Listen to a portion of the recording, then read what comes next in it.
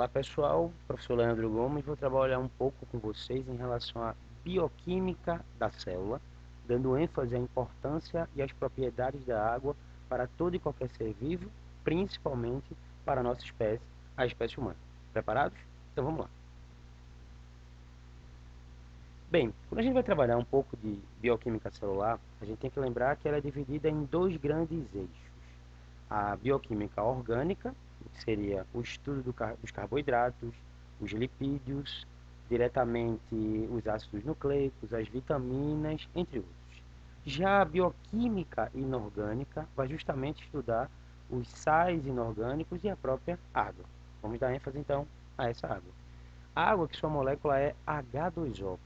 Na natureza hoje, não podemos mais encontrar, ou não encontramos mais, essa água pura, a tão conhecida H2O, a molécula H2O, visto que as fontes naturais, tudo que existe no meio natural, inclusive a água da chuva, nos promove uma produção não só da molécula, mas de muitos outros sais minerais tão benéficos à nossa saúde, como cálcio, como sódio, como berílio, como cobre, o estanho, entre outros, para que nós podemos utilizar, inclusive, na nossa homeostase.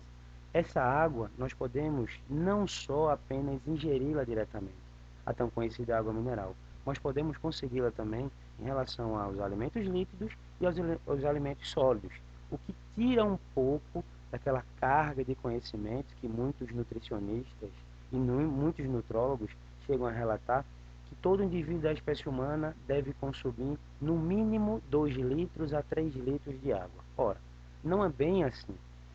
Se nós já conseguimos um pouco dessa água em alimentos, por mais que seja diferente, temos que levar em consideração que essa água também entra no metabolismo.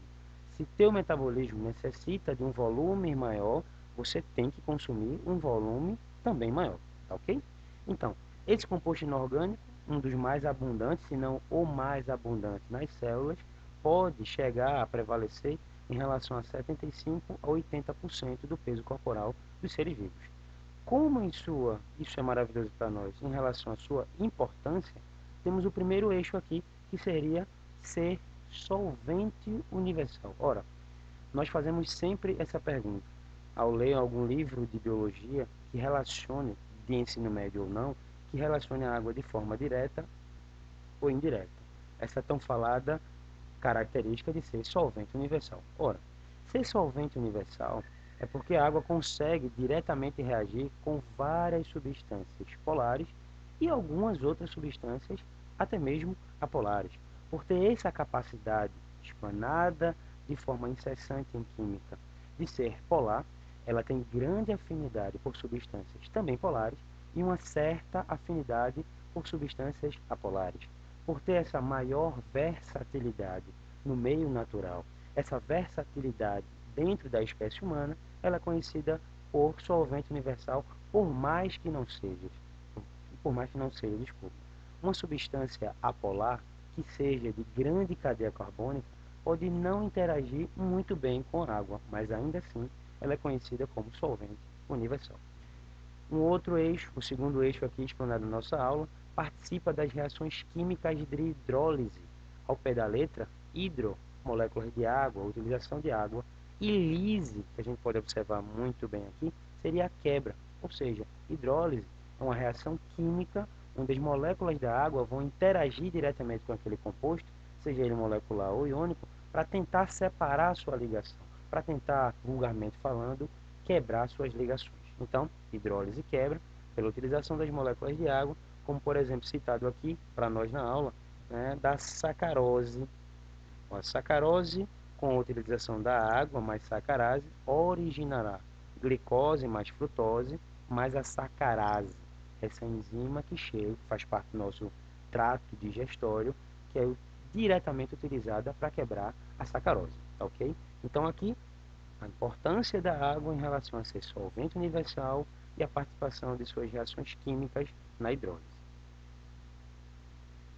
Temos uma característica, se não a mais importante para a espécie humana, como alguns outros seres vivos. A água é um regulador térmico. Por possuir alto calor específico, impede variações bruscas de temperatura, além de tentar manter a temperatura celular constante. Somos animais homeotérmicos. O que isso significa dizer? Essa abundância de água toda no nosso organismo, além dela ter um alto calor específico, faz com que nós não tenhamos uma variação brusca de temperatura, diferentemente de peixes, de anfíbios e de répteis, que são animais ditos pecilotérmicos, uma nomenclatura antiga, hoje conhecidos como ectotérmicos. Então, tais animais, sua temperatura varia bruscamente com a temperatura do ambiente. Já mamíferos e aves, infelizmente, não sofrem essa variação brusca em relação à temperatura, visto que possuem grande quantidade de água em suas células. Essa água com alto calor específico.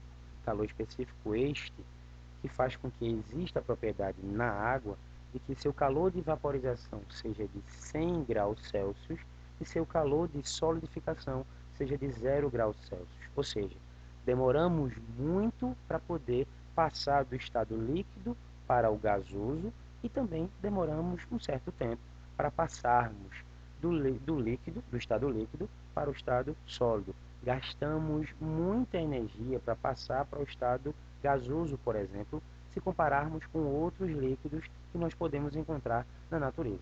Então, essa propriedade da água, o alto calor específico, leva em consideração que, de forma muito interessante, tenta manter a temperatura de indivíduos que possuam grande quantidade de água no seu corpo, como é o nosso caso, não só a espécie humana, como os mamíferos como um todo.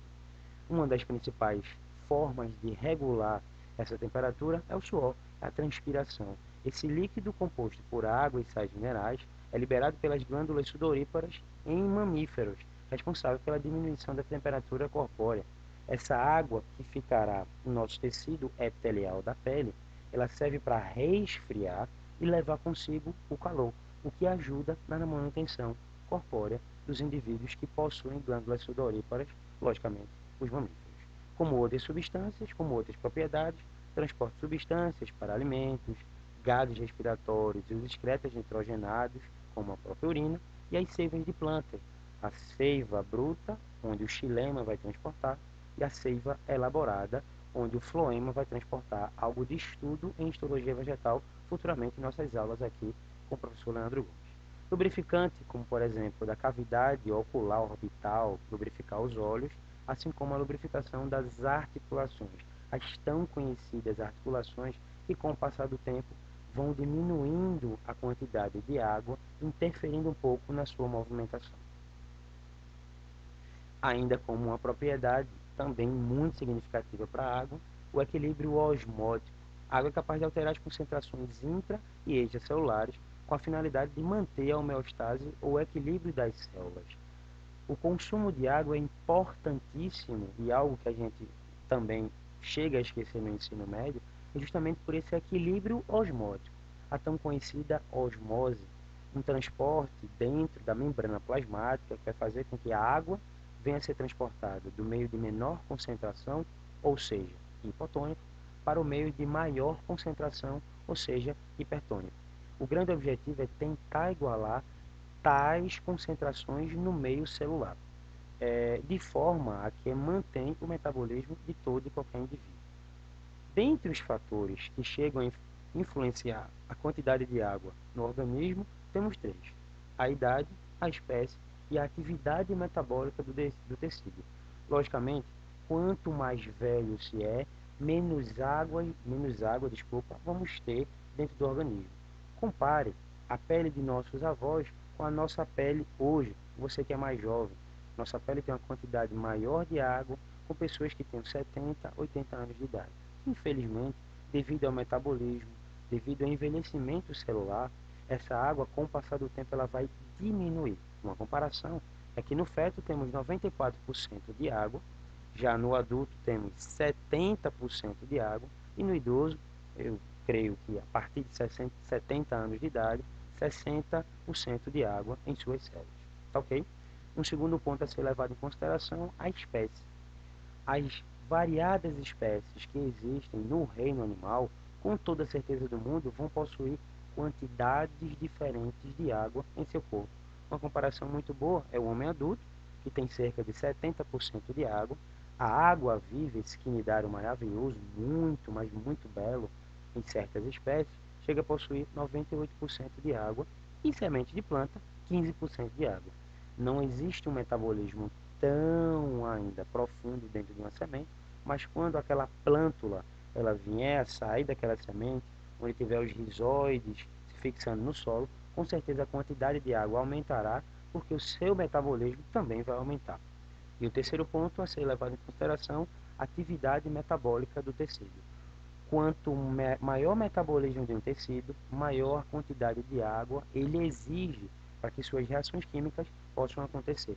Por exemplo, o encéfalo, que resguarda o nosso cérebro 90% de água, ou seja, usa um órgão muito importante, ou mais importante para a nossa espécie, usa grande quantidade de água para que exista a manutenção de nossas atividades metabólicas. Músculos servem para a movimentação diária, até mesmo dormindo, 80% da capacidade ou da utilização de água corpórea. E a dentina, a estrutura que vai justamente formar os dentes, cerca de 12% de água, ok? E é isso aí, pessoal. Maiores dúvidas, por favor, entrar em contato aí comigo pelo Hotmail, leandrocbl@hotmail.com. É sempre um prazer trabalhar um pouco mais desse vasto mundo da biologia para vocês. Grande abraço, Deus no coração.